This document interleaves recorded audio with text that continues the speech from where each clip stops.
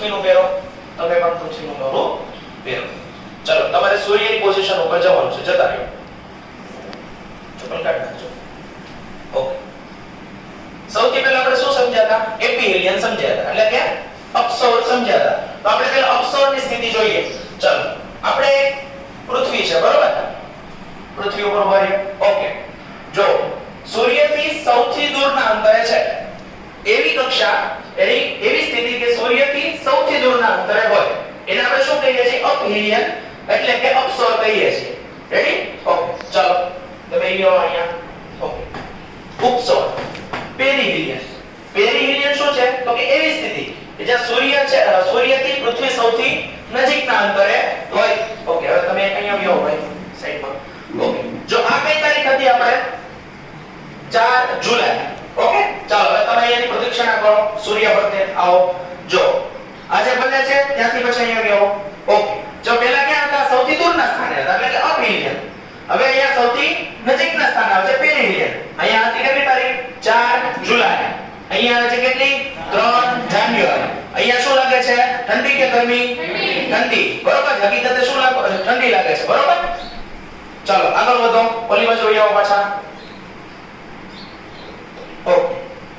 તો આ શું થયું? સૂર્ય ફરતે એક પ્રદક્ષિણા કરે છે. એક પોઈન્ટ એવો આવે છે કે જ્યાં સૂર્ય છે, પૃથ્વી છે, સૂર્ય કરતા સૌથી દૂર હોય છે, અને એક પોઈન્ટ એવો આવે છે કે જ્યાં સૂર્ય છે પૃથ્વી કરતા સૌથી નજીક હોય છે. બરોબર? ઓકે. સરસ. બેસી જાઓ. ચાલો આપણે રાખજો ઘડી બાર. નેક્સ્ટ આપણે આ જોયું અપસૌર. અપસૌર આપણે જોઈ ગયા. એપિહેલિયન. હવે આવે છે પેરિહિલિયન. બરોબર? જો આપણે જોયું એપિહેલિયન હતું શું છે? તો કે સૌથી દૂરનું સ્થાન. પેરિહિલિયન સૌથી નજીકનું સ્થાન. કોનાથી? સૂર્યથી. ઓકે. જો હિલિયન નો અર્થ અહીંયા શું થાય છે ખબર છે? તમને કન્ફ્યુઝન ન થાય બાળકો, એટલે કહી દો. હિલિયન એટલે કે સૂર્ય. ઓકે. એપી એટલે કે દૂરનું અંતર, પેરી એટલે કે નજીક. ક્લિયર બધાને? ઓકે. નેક્સ્ટ વિડિયો હશે.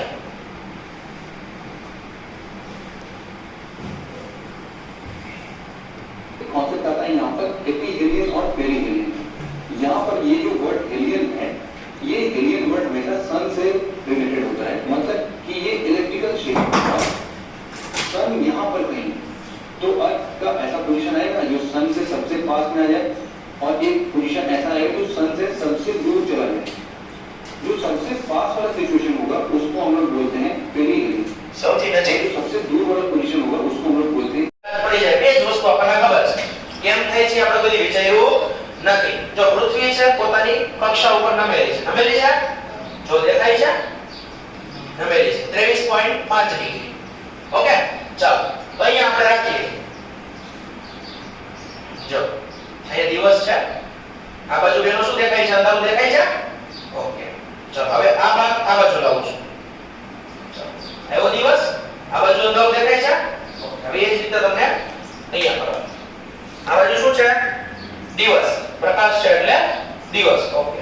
ચલો હવે આ બાજુનો ભાગ અહીંયા આવ્યો. અહીંયા શું આવ્યું? દિવસ. અહીંયા રાત.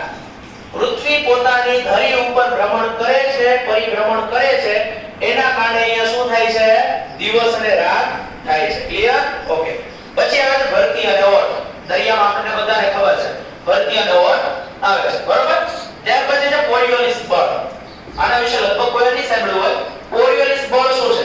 તો કે આપણે ઘણીવાર ગાડીમાં જતા હોઈએ કે ટ્રેનમાં હાથ બહાર કાઢીએ, ખબર? ઓહો પવન આવે છે. કેમ આવે છે પવન? આ બળના કારણે આવે છે. કયું બળ છે? કોરિયોલિસ બળ. એટલે કે હવાનું દબાણ વધે છે અને આપણને કંઈક ધક્કો મારતો એવો અનુભવાય છે. એ શું છે? કોરિયોલિસ બળ. ક્લિયર બધાને? ઓકે. તો કે એની જેવું જ છે, પણ શું છે? પૃથ્વી પોતાની ધરી ઉપર પણ ભ્રમણ કરે છે અને સૂર્ય ફરતે એની જે કક્ષા છે ત્યાં પણ ભ્રમણ કરે છે. સમજાય છે મિત્રો? જો અવકાશમાં પૃથ્વી આ રીતે સતત ફરવા માટે કલ્પિત માર્ગ નક્કી કરેલો હોય છે, આ માર્ગને કક્ષા કહે છે. આની વાત આપણે પહેલા જ કરી. આ માર્ગને શું કહેવાય છે? કક્ષા કહેવાય છે. વર્તુળાકાર નહીં પરંતુ લંબવૃત્તીય હોય છે. અને 1 મિનિટમાં 1760 કિલોમીટરની ઝડપે પૃથ્વી સૂર્ય ફરતે પ્રદક્ષિણા કરે છે. ફરીવાર આવું જે એનિમેશન જો આ જે વ્હાઈટ કલરનું છે કે આપણે પૃથ્વી છે, બરોબર? ક્યાં ફરે છે? સૂર્યની ફરતે. ક્યાં ફરે છે? સૂર્યની. ઓકે. સૂર્યની ફરતે. આપણે સૂર્યની ફરતે ફરે છે, બરોબર? તો પોતાની ધરી ઉપર પણ ફરે છે અને સૂર્યની ફરતે પણ ફરે છે, અને એક સાથે શું થયું? ધરી ભ્રમણ પણ થયું અને પરિક્રમણ પણ થયું. પરિક્રમણ એટલે પોતાની કક્ષામાં ક્યાં ફરવું? સૂર્યની ફરતે. ઓકે, ક્લિયર થાય છે? તો પરિક્રમણ દ્વારા પણ કંઈક ફેરફાર થતા હશે. આપણે જે પરિભ્રમણમાં જોયું, પરિભ્રમણમાં જોઈએ છે તે પરિક્રમણમાં. તો પરિક્રમણમાં શું છે? તો કે દિવસ અને રાત લાંબા ટૂંકા થવા. આપણને ખબર છે ઠંડીના દિવસો છે, રાતના દિવસો છે, એમાં શું થાય છે? દિવસ લાંબા ટૂંકા થાય છે. શેના કારણે થાય છે? સૂર્ય ફરતે પરિક્રમણના કારણે. એ જ રીતે ઋતુઓ બદલવી કે મોસમ બદલવી. ઠંડી ગરમી આપણે જોયું જ્યારે અલગ અલગ પોઈન્ટ ઉપર હતી, એપિલિયન ઉપર હતી, પેરિલિયન ઉપર હતી સ્થિતિ, ત્યારે પણ શું થાય છે? ઋતુઓ બદલે છે. ત્યાર પછી ધ્રુવ પર 6 મહિના રાત અને 6 મહિના દિવસ. અહીંયા જુઓ, આ જે એન્ડિંગ પોઈન્ટ છે અને આ એન્ડિંગ પોઈન્ટ છે. ઉત્તર ધ્રુવ છે, દક્ષિણ ધ્રુવ છે. બિંદુવત છે, બે કેવા છે? બિંદુવત છે.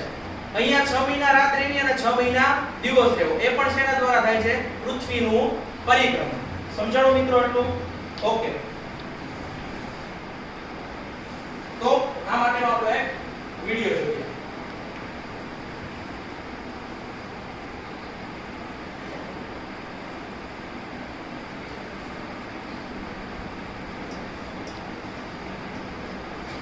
पृथ्वी की 2 प्रकार की गति है, घूर्णन एवं परिक्रमण। पृथ्वी का अपने अक्ष पर एक चक्कर पूरा करने को घूर्णन कहा जाता है। पृथ्वी का अक्ष एक काल्पनिक रेखा है जो इसकी कक्षीय सतह से 66 1/2 डिग्री का कोण बनाती है। वह समतल जो कक्ष के द्वारा बनाया जाता है उसे कक्षीय समतल कहते हैं। पृथ्वी सूर्य से प्रकाश प्राप्त करती है। चूंकि पृथ्वी का आकार गोले के समान है, इसलिए एक समय में सिर्फ इसके आधे भाग पर ही सूर्य की रोशनी प्राप्त होती है। सूर्य की ओर वाले भाग में दिन होता है, जबकि दूसरा भाग जो सूर्य से दूर होता है वह रात होती है। ग्लोब पर वह वृत्त जो दिन तथा रात को विभाजित करता है उसे प्रदीप्ति वृत्त कहते हैं। पृथ्वी अपने अक्ष पर एक चक्र पूरा करने में लगभग 24 घंटे का समय लेती है। घूर्णन के समयकाल को पृथ्वी में दिन कहा जाता है। यह पृथ्वी की दैनिक गति है। यदि पृथ्वी घूर्णन नहीं करती तो सूर्य की तरफ वाले पृथ्वी के भाग